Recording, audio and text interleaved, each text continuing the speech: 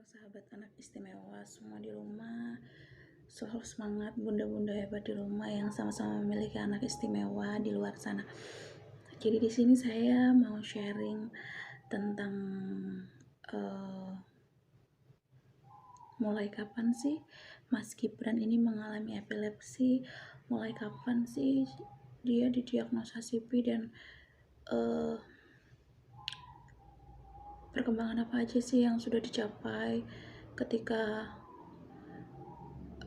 anak itu mengalami CP, kemudian dilakukan fisioterapi, dan bisa apa aja sekarang itu.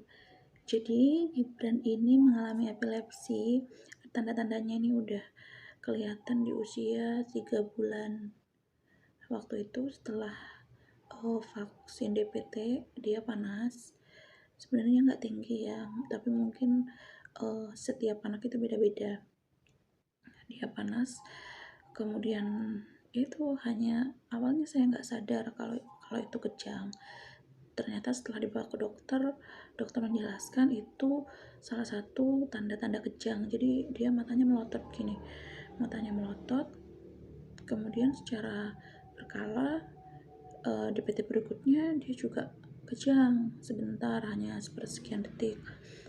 Akhirnya saya konsul lagi nih, apa yang harus dilakukan. Nah, waktu itu dokter menyarankan untuk EEG. Waktu itu EEG kita lakukan nggak di rumah sakit ya, kebetulan kalau misalnya kita lakukan menggunakan BPJS itu mungkin antriannya cukup lama.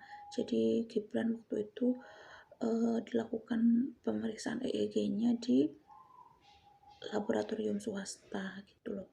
Nah, ini setelah dilakukan EEG, jadi kan gunanya EEG itu kita untuk mengetahui dia memang situ anaknya benar-benar epilepsi atau enggak. Nah, ternyata hasilnya seperti ini.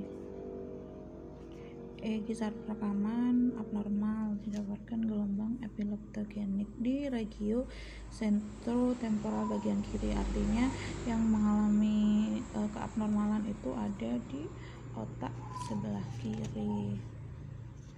Nah, ini sebagian foto ketika Mas Gibran dulu dirawat di rumah sakit. Jadi sebenarnya udah bolak-balik ya, udah belasan, udah nggak hitung berapa kali, mungkin udah belasan atau hampir 20 kali dia masuk rumah sakit gitu. Mohon doanya aja ya. Nah, ini beberapa obat-obatan Gibran selama diminum ya. Banyak banget sebenarnya ini.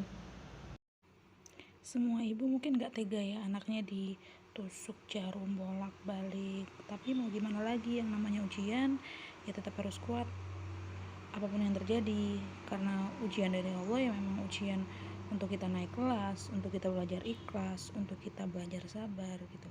Tetap semangat ya bunda hebat di rumah. Tetap pantengin channel YouTube-nya Mas Gibran ya. Untuk video-videonya kita akan ngasih tahu gimana fisioterapi di rumah dan dilakukan stimulasi sensor motorik di rumah. Bye bye.